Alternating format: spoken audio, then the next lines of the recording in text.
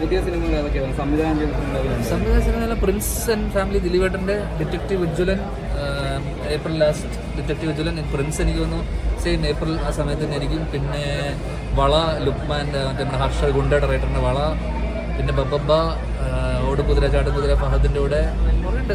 വരാനൊരു 10-15 cinema ഉണ്ട്. മെയിനായിട്ടുള്ള എനിക്ക് തോന്നുന്നു ഡിറ്റക്റ്റീവ് ഉജ്ജ്വലനായിരിക്കും. സോഫിയ ചേച്ചി, സോഫിയ പോൾ, ബിനു ഇവർ പ്രൊഡ്യൂസ് ചെയ്യുന്ന ഉജ്ജ്വലൻ. ചേട്ടൻ സംവിധാനം ചെയ്യപ്പെട്ട അപ്ഡേറ്റ് എന്നാൽ മാർച്ച് പകുതിക്ക് ഷൂട്ട് തുടങ്ങും. അപ്പോൾ ഇപ്പം തുടങ്ങാൻ ഒരു ഷിംലയിൽ തുടങ്ങിയിട്ട് അവിടുന്ന് ഷിഫ്റ്റ് ജോർജിയ. എനിക്ക് തോന്നുന്നു മെയ് ഒക്കെ ആകുമ്പോൾ ഷെഡ്യൂൾ കഴിഞ്ഞ് ഈ വർഷം അവസാനത്തോടുകൂടി റിലീസ്. ആക്ഷൻ പടം, ത്രില്ലർ ആക്ഷൻ. ഈ പ്രണവ് പോലെ ദൂരമുണ്ട്. പ്രണവ് ഇപ്പോൾ ഇത് നമ്മുടെ രാഹുലിൻ്റെ പടം ചെയ്യാൻ പോകുന്നത് അറിഞ്ഞു.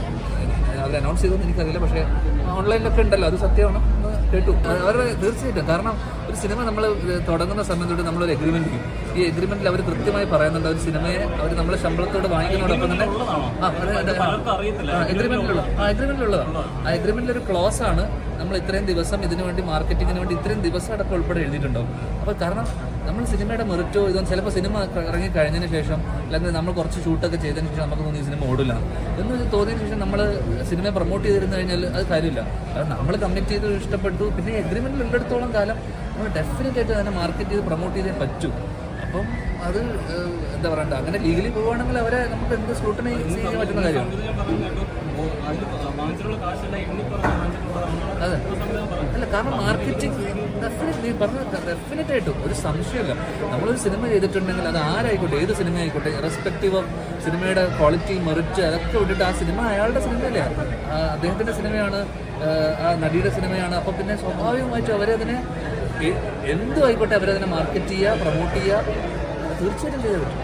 കാരണം എല്ലാ സിനിമയുടെ പ്രൊമോഷനും ഞാൻ ചില സിനിമകളോട് നമുക്ക് അഭിപ്രായ വ്യത്യാസങ്ങളുണ്ടാവും, ചില സിനിമയുടെ ഇടയിൽ നമുക്ക് ഫ്രിക്ഷൻ ഉണ്ടായിട്ടുണ്ടാവും, ഡയറക്ടറുമായിട്ടൊക്കെ പ്രശ്നങ്ങൾ ഉണ്ടായിട്ടുണ്ടാവും.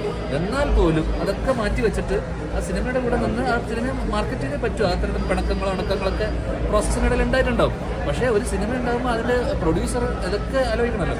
സ്വാഭാവികമായിട്ടും എന്ത് ചെയ്താലും അതുകൊണ്ടാണല്ലോ നമുക്കൊക്കെ ഒരു ആൾക്കാർ നമുക്ക് ഒരു പ്രശ്നമില്ലാത്തതെന്ന് അല്ലെങ്കിൽ പരാതി ഇല്ലാത്തതിന് കാരണം എന്ന് വെച്ച് കഴിഞ്ഞാൽ നമ്മൾ ഈ കൃത്യമായിട്ട് ഇത്തരം ജോലികൾ അല്ലെങ്കിൽ നമ്മൾ ചെയ്യേണ്ട അതൊക്കെ വർക്ക് എത്തിക്സിൻ്റെ ഭാഗമാണല്ലോ. നമ്മൾ പ്രൊമോട്ട് ചെയ്യുക, നമ്മൾ കൃത്യസമയത്തിന് ജോലിക്ക് വരിക, കാര്യങ്ങൾ ചെയ്യുക, നമ്മളെ കമ്മിറ്റ്മെൻറ്റ് നമ്മൾ കൃത്യമായിട്ട് പാലിക്കുക, അത് ഡെഫിനറ്റായിട്ട് അവർ ചെയ്തേ പറ്റും. അതിൽ യാതൊരു സംശയമില്ല.